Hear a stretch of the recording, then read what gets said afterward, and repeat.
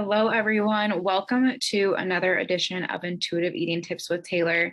My name is Taylor. I'm a nutrition expert, aka registered dietitian, and I coach women on how they can eat intuitively so they can stop dieting for good, enjoy all of their favorite foods without binging on them and without having to restrict them, as well as learn how to create that balanced and healthy lifestyle that we are all striving for in this life.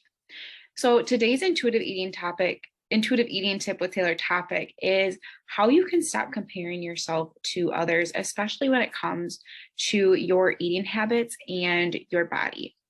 So I am going to briefly talk about what food comparison is, kind of the problem with comparison, and then dive into the 3 steps that you can take to stop comparing yourself to others. And like I said, we're going to relate this mainly to your eating habits and your body, but know that these tips that I'm about to give you can really compare or can relate to really any part of your life. So we'll dive right into it. So really, what is food comparison? So that's really just judging any of our eating habits and maybe changing our eating habits as well based on what we see and compare ourselves to other people. And this can be people who we know personally in our lives, who we see on a day-to-day basis. So maybe like a coworker, a friend, a family member, we might compare the way we eat or their body to ours, or this could be someone we don't really know, especially with the online influence out there.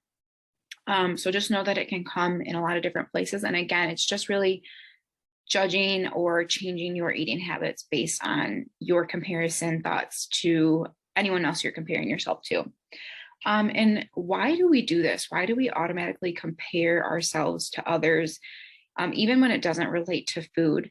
We do this actually, it's actually known as social comparison theory. I was doing a little bit of research before I did this video and found another blog post very similar to the topic that I was talking about, and I saw this information in there. So I thought this was super interesting. So thank you so much, Colleen Christensen. This is where I got this. She's also known as No Food Rules on Instagram. I got this information from one of her blog posts. But social comparison theory basically is this theory that was proposed in 1954 by psychologist Leon Festinger. I hope I said that right. And basically it says we as humans compare ourselves to each other kind of as like a way to benchmark our progress and where we're at in life. And it's a way that we can challenge ourselves and we can grow. And like I said, just give ourselves an evaluation of where we're at in life.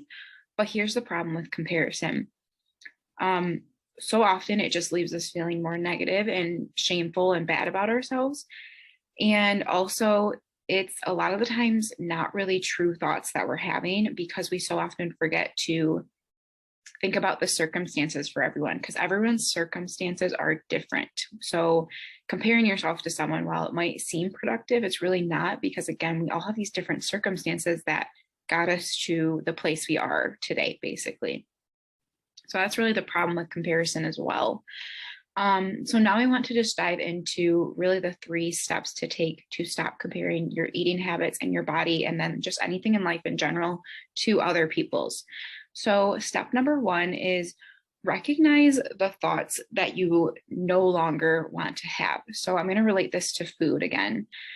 Let's say, for example, if you feel unhealthy for wanting to order a taco out to eat while your friend is ordering a salad, and you feel like you're comparing yourself to your friend because they're getting a salad and you'd rather have a taco, recognize that thought that you're having, that comparing thought you're having, and just be aware that you're having them. That's step 1. You just have to be aware of them. Just be intentional and just be mindful of your own thoughts.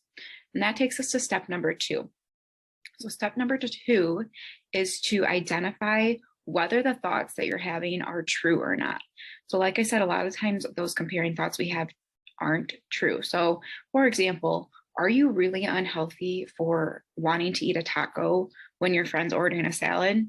No, you're really not. Maybe your friend had tacos earlier that day or that week, or had a really heavy lunch. So for dinner, she really just wanted a salad.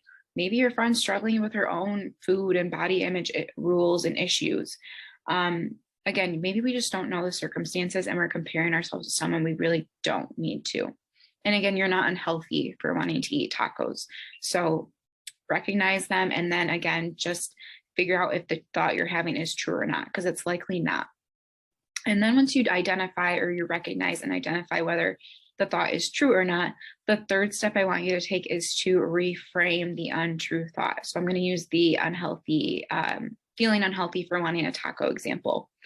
So instead of feeling or telling yourself that you're unhealthy for wanting a taco while your friend is getting a salad while out to eat, you can then tell yourself that's not a true thought. Then reframe that to, I'm not really unhealthy for wanting to eat tacos. I really love them. And I think at this time, this is going to satisfy me more than a salad. I can always have salad when I want at another time. And I'm just going to eat tacos because that actually sounds good to me. So there you have it. That's how you would want to kind of reframe the negative and untrue comparing thoughts that you would have to something more positive and actually something true.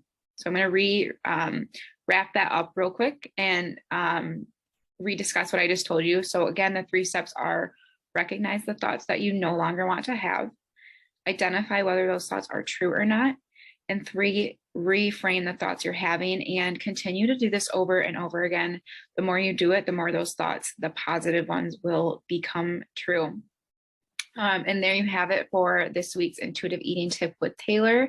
Let me know what you think of this topic, if you learned anything, in the comments below, and look out next Wednesday for a brand new topic.